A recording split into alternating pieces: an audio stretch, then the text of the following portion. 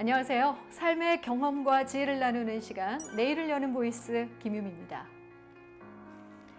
따뜻한 봄 햇살 아래 잠시 쉬어가고 싶을 때 책만큼 좋은 친구도 없을 텐데요. 예전에는 어린이들이 읽는 책으로 여겨졌던 그림책이 요즘에는 성인들도 즐겨 찾는 책으로 사랑받고 있다고 합니다.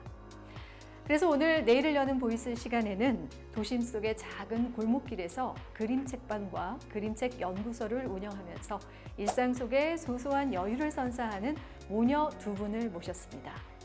바로 차혜지 대표와 노민숙 소장인데요. 먼저 차혜지 대표의 예전에도 지금도 만나는 일상예술 그림책 이야기 함께 들어보시죠. 안녕하세요. 차예지입니다. 예쁘고 지혜롭게 자라렴.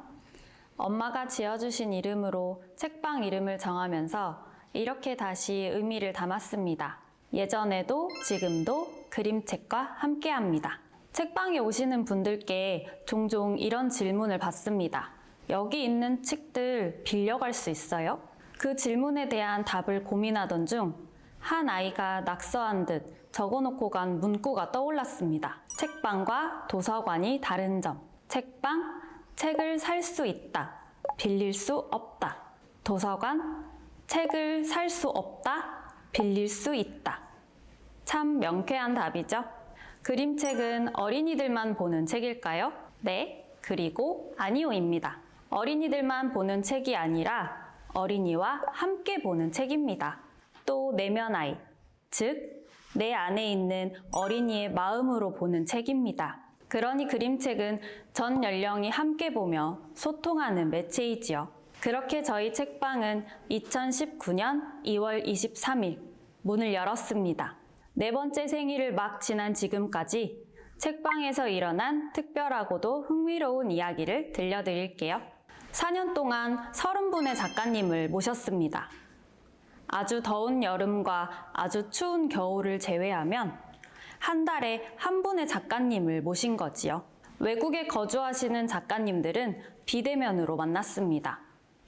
미국에 계시는 작가님, 일본에 계시는 작가님과도 즐거운 시간을 보냈습니다. 작품의 탄생 배경과 숨어있는 이야기들, 책으로 만들어지기까지의 과정을 작가님께 직접 듣는 건 정말 매력적인 시간이었습니다. 또 다른 매력적인 시간들은 뒤에서 자세히 자랑해 보도록 할게요. 책방으로 모시지 못한 작가님들은 다른 도시로 가서 직접 만나는 열정도 놓치지 않았습니다. 덕분에 일본에 계실 다시마 세이조 작가님과 프랑스의 뱅자맹 쇼 작가님도 만날 수 있는 행운이 있었습니다. 책방에는 책이 가득합니다. 그리고 또 가득한 것이 있지요. 바로 사람입니다. 책방을 애정으로 꽉 채워주신 사람 책들을 소개하겠습니다. 책방 생일이 되면 꽃 한 송이, 과자 한 봉지, 케이크를 들고 온 사람 책들이 책방에 가득합니다. 사랑이 가득 채워지는 건 당연하지요. 저희는 떡과 행운의 뽑기, 돌려 돌림판 등 귀여운 이벤트로 소박한 선물과 마음을 나눕니다.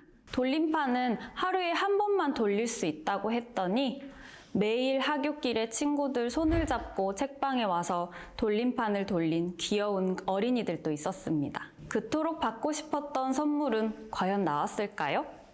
책방에 오시면 알려드릴게요. 남성분들이 특히 좋아했던 프로그램도 있습니다. 바로 맥북데이이지요. 맥주와 여행, 그림책입니다.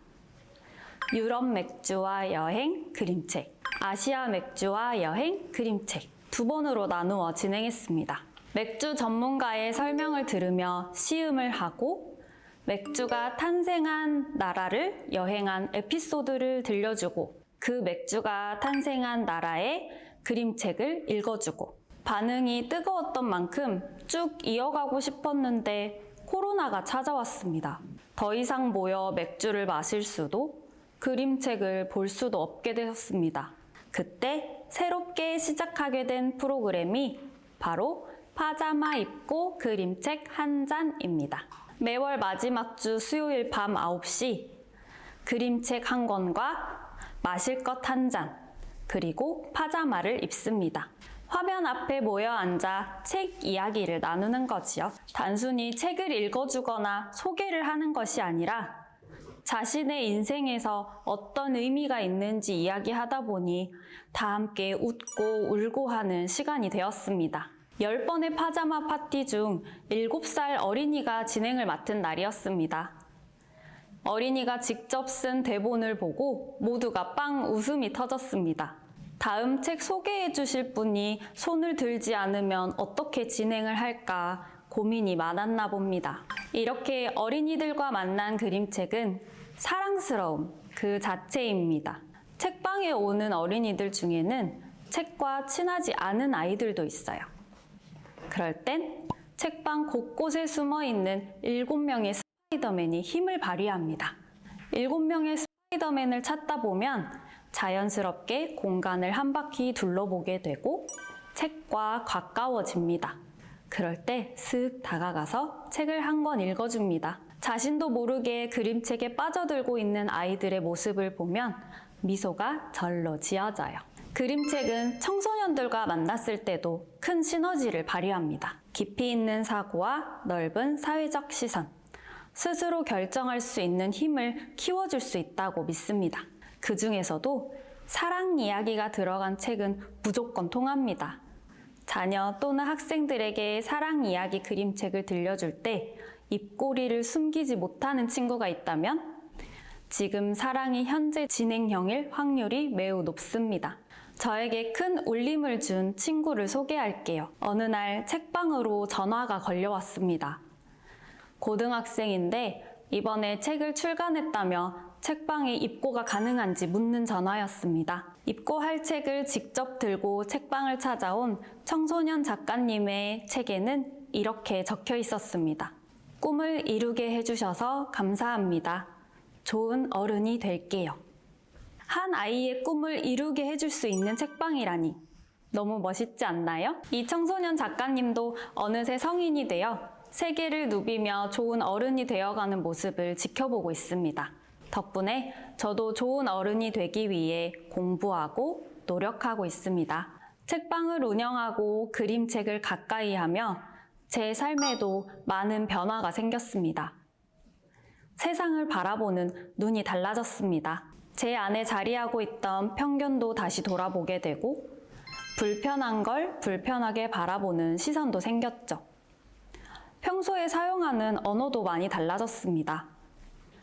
노동, 인권, 평화, 동물복지 등 다양한 사회적 문제에도 관심이 생겼고 더 알아보고 싶은 마음에 관련된 입문서나 다큐멘터리, 강연 등을 찾아보며 부족한 부분을 채워가고 있습니다. 그 중에서도 5.18 민주화 운동에 대해 많은 공부를 하게 해준 5월서가 프로젝트를 소개하겠습니다. 5.18 기념재단과 광주 동네 책방들이 모여 시작한 5월서가 프로젝트는 5월 정신이 담긴 책을 상시 전시하고 굿즈 증정 이벤트 등을 실시하고 있습니다. 초등학교 6학년 친구들이 직접 만든 5.18은 아프고도 희망찬 우리의 역사입니다. 현수막은 여전히 책방 한켠 5월서가를 지키고 있습니다. 5월서가 프로젝트는 5.18 그림책 꾸러미 제작, 다큐멘터리 상영회, 5월의 멜로디 꾸러미 배포, 찾아가는 5월서가 전시 등 다양한 활동으로 발전되었습니다.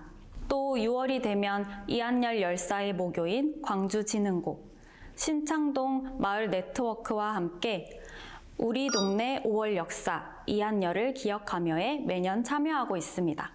경남 진주에서 광주를 찾아온 초등학교 친구들에게 5.18 그림책을 읽어주는 시간도 가졌습니다. 제 옷에 끼워진 주먹밥 배지를 보며 한 아이가 질문했습니다. 이 아줌마도 지금은 죽었어요? 순간 울컥 올라오는 마음을 추스리며 이렇게 답했습니다. 그때는 아주 많은 사람들이 이 아줌마처럼 거리에 나섰기 때문에 살아계신 분들도 계시고 돌아가신 분들도 계셔. 진주로 돌아간 그 아이의 마음엔 어떤 것들이 남아 있었을지 궁금합니다. 사회에 대한 관심은 책방에서 계속 이어지고 있습니다. 2019년 5월 18일 총이 화제가 되어 5.18 민주화 운동을 이야기하고 있는 책이 세상에 나온 날, 권윤덕 작가님을 모시고 북토크를 진행했습니다. 10대부터 60대까지 책방을 꽉 채운 분들의 열기가 여전히 생생합니다. M16 소총을 군대에서 직접 다뤄보고 훈련했던 중년 남성은 이 무서운 총이 시민들에게 발사되었다는 것이 얼마나 무서운 일인지 떨리는 목소리로 전해주었습니다. 2022년 6월의 어느 비 내리는 저녁, 봄처럼 꿈처럼 다가온 그림책과 고정순 작가님을 만나기 위해 많은 분들이 책방에 모였습니다. 작가님이 책을 직접 낭독해 주셨고 우리는 모두 같이 울었습니다. 그리고 다짐했습니다. 다시는 이런 일이 일어나지 않게 행동하자고. 그래서 당장 실천으로 옮겼습니다. 참가비로 모아진 금액과 고정순 작가님, 출판사가 더해주신 마음, 책방이 조금 더 보태어 100만 원을 광주 고려인 마을에 기부했습니다. 기부 소식이 전해졌을 때 지역이 멀어 참여는 힘들지만 마음을 함께하고 싶다며 전국에서 마음과 응원을 보내주셨습니다. 저희가 기부한 금액은 우크라이나에서 전쟁을 피해 광주에 정착을 원하시는 분들께 보내지는 비행기표에 보탤 수 있었습니다. 그림책 한 권으로 지역과 거리에 상관없이 마음이 모이는 짜릿한 경험이었습니다. 2023년 3월 8일 세계 여성의 날에는 광산구청과 함께 양성평등 북콘서트를 진행했습니다. 각 분야에서 활동하는 여성들이 모여 다양한 연령대의 여성들이 그림책을 통해 자신의 삶을 이야기하는 자리였습니다. 여성 인권, 나아가 사회적 약자들의 인권이 제대로 존중받는 사회가 될 때까지 자신의 자리에서 할 수 있는 일을 찾아 해나가기로 다짐하는 시간이 되었습니다. 그림책에는 우주가 담겨 있다고 생각합니다. 사람마다 놓인 환경이 다르기 때문에 결핍이 생길 수 있는데 그 부족한 부분을 그림책이 채워줄 수 있다고 믿습니다. 경험해보지 못한 세상을 그림책을 통해 경험하고 더 큰 세상을 꿈꿀 수 있다고 생각합니다. 책방이 그 경험의 통로가 되고 징검다리가 되었으면 좋겠습니다. 동네 책방이 편의점 수만큼 많아져서 아이들이 언제 어디서나 그림책을 접하고 살 수 있는 환경이 되었으면 좋겠습니다.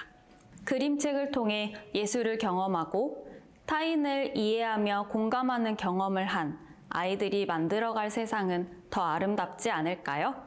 해맑게 웃으며 서로를 바라보던 저희 모녀는 지금 같은 곳을 바라보며 그림책으로 소통하고 지내고 있습니다. 같이 그림책 이야기하는 게 좋아 이탈리아 볼로냐까지 날아간 열혈 모녀가 만들어갈 책방과 그곳을 채워줄 따뜻한 이야기들을 기대해 주세요. 고맙습니다. 오늘 강연 잘 들었습니다. 이렇게 따님이 강연하고 있는 모습을 또 옆에서 아주 훈훈한 미소를 지으면서 엄마가 보고 계시던데요. 두 분의 모습이 정말 일단 행복했고 그림책 일을 같이 한다라는 것 자체가 정말 부럽더라고요. 딸과 어머니 사이이기 전에 또 그림책으로 어떤 동료이자 서로 영향을 주고받는 그런 관계가 아닐까 싶은데요. 어떤가요? 우리 따님에게 먼저 물어보고 싶은데요. 일단 제가 책방을 준비하면서 네. 서울이나 제주도, 광주에 있는 지역에 책방 대표님들을 만나러 다녔었어요. 네. 조언을 구했었는데 그때 저한테 생긴 별명이 그림책계 금수저였습니다. 그래서 엄마께서 그림책길을 먼저 닦아주신 덕분에 네. 제가 편하게 책길만 걸을 수 있게 된 것에 항상 감사하고 있고 네. 가장 존경하는 분이자 또 의지가 되는 분입니다. 네. 주변에서는 정말 부러운 시선으로 하지만 또 엄마의 그런 모습을 보고 자랐기 때문에 존경한다 이런 이야기 들으면 정말 뿌듯하실 것 같은데요. 엄마에게는 또 어떤 딸인지 궁금합니다. 뿌듯하기도 하고 미안한데요. 네. 애지가 유치원 때부터 제 강의를 함께 들었어요. 네. 집에 놔두고 올 수 없어서 제 강의장에 동행을 했거든요. 그런데 여러 번 그렇게 동행을 하다 보니 어느 날 저를 조력하고 있더라고요. 그 시간이 1년, 2년, 그리고 10년, 20년 이렇게 지나다 보니까 너무나 자연스럽게 이제 동료가 된 거죠. 제가 조언을 구하기도 합니다. 조력자라고 표현해 주셨는데 그만큼 이제는 딸이기보다는 동료로서 의지도 되고 또 신뢰하고 있다라는 생각이 들어서 정말 두 분의 관계는 이상적인 관계가 아닌가 싶기도 하고요. 현실에서는 사실 부모와 딸의 관계, 엄마와 또 딸의 관계에 있어서는 정말 이상적이다라는 생각도 드는데 지금부터는 그림책 이야기를 좀 해보고 싶습니다. 사실 그림책 하면 어린이들이 보는 책이다라는 생각들이 있긴 있어요. 근데 이제 강연 중에도 굉장히 다양한 프로그램들을 하셨더라고요. 맥북데이부터 뭐 파자마 입고 그림책 한 잔까지 모든 세대가 즐길 수 있는 프로그램들을 많이 기획해서 함께 했는데 그림책이 갖고 있는 어떤 매력이라고 할까요? 장점이 있다면 뭐가 있을까요? 그림책 안에는 내면 아이가 있어요. 우리가 어른으로 성장했지만 내 안에는 어린아이가 늘 존재하고 있거든요. 물론 인간의 잠재력으로 그 내면 아이를 정말 아름답게 펼치는 분도 계시지만 상처받은 아이를 안고 있는 분도 있어요. 그러면 그림책은 말을 걸어줘요. 잘 살았다고 토닥여주기도 하고 기특하다고 말을 걸어주기도 해요. 그러다가 좀 더 앞으로 나가라는 응원도 하기도 합니다. 그렇게 그림책이라는 건 내 안의 내면 아이와 대화를 나누는 거기 때문에 어린이도 어른도 함께 성장할 수 있는 거죠. 책이 하나의 물건이 아니라 어떤 사람과의 관계 같은 느낌을 또 갖고 있네요. 인생의 동화줄이 되어주기도 하죠. 그렇군요. 어떠세요?